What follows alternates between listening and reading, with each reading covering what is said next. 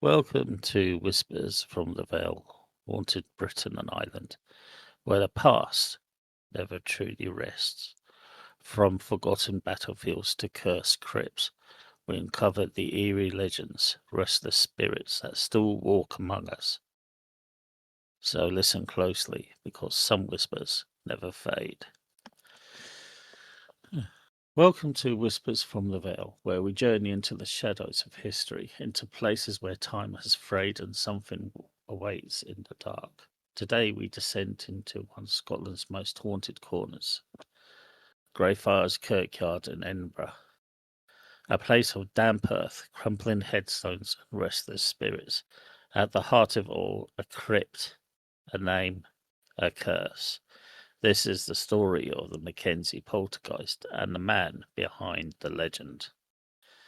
Sir George Mackanzie of Rose Hall was born in Dundee in 1636, the son of a Highland nobleman and the grandson of Lord Mackenzie of Kintail. Educated at Aberdeen, St Andrews, and Bourges in France, he was a brilliant mind, sharp-tongued, legally gifted, and deeply loyal to the crown. His star rose fast in Restoration Scotland, but it was his role as Lord Advocate under King Charles II that would forever stain his name in blood. The 17th century was a brutal time of religious conflict. In 1638, thousands of Scots had signed a national convent protesting the king's attempts to enforce Anglicanism on the Presbyterian Church of Scotland. These signatories became known as the Convertites. They believed in Christ, not king, and they believed that Christ was the head of the church. The monarchy, especially Charles II, saw that as treason, and George Mackenzie was tasked with rooting them out. He carried out the work with a chilling efficiency. After the Convertites were defeated at Bothwell Bridge in 1679, Mackenzie oversaw the imprisonment of 1,200 men in a field beside Greyfriars Kirkyard. The site became known as the Convertites' Prison by modern standards. It was the world's first concentration camp. It was open to the sky, had no roofs, no walls, just guards, rain, and cruelty. Starved and beaten and left to rot, the prisoners died in their hundreds. Some were tortured, others executed, and their heads were displayed on spikes outside the gate. Mackenzie's signature sealed their fates. He was methodical, merciless, and proud. The people called him Bloody Mackenzie. Here's a great irony. When he died in 1691, he was buried in Greyfriars Kirkyard, right beside the very men he persecuted, right beside the wall of the Convertites' prison, by his own request. Mackenzie's tomb is no ordinary grave. It's a domed structure. It's called the Black Mausoleum. Its heavy door is sealed to the public. At first glance, it just appears as just another monument of old Edinburgh. But those who know its history will tell you otherwise. For over 300 years, it stood in silence until one night in December 1998, something changed. A homeless man seeking shelter on Christmas Eve broke into the Black Mausoleum. He slipped past the gates, through the cold stone, and crept into the darkness. But the floor beneath him had rotted with time.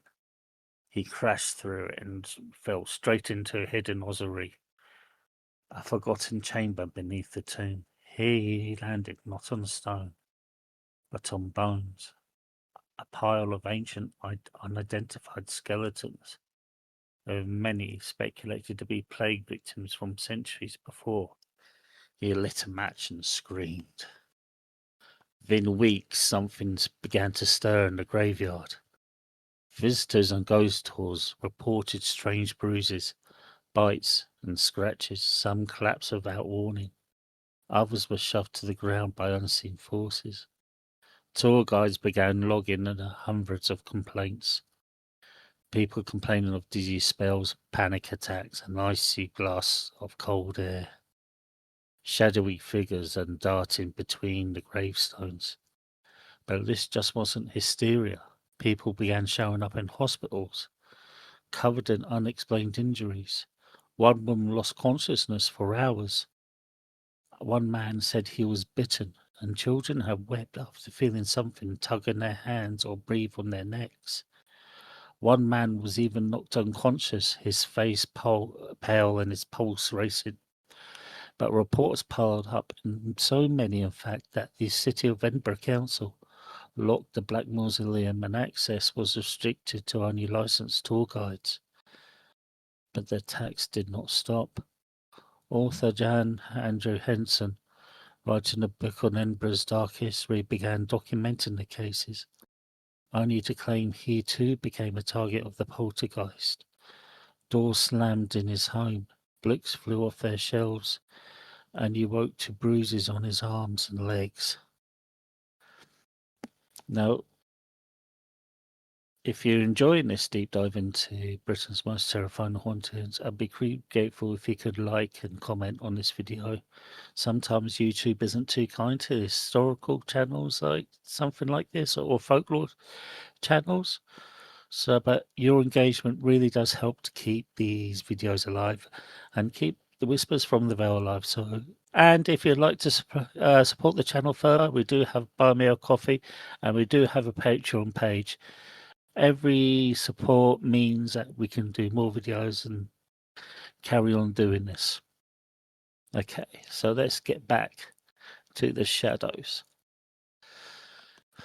In 2004, two teenage boys broke into the mausoleum. Inside, they vandalized the tomb, tossing bones and desecrating the coffins, and most horrifyingly, using one human skull as a puppet, pretending to make it talk.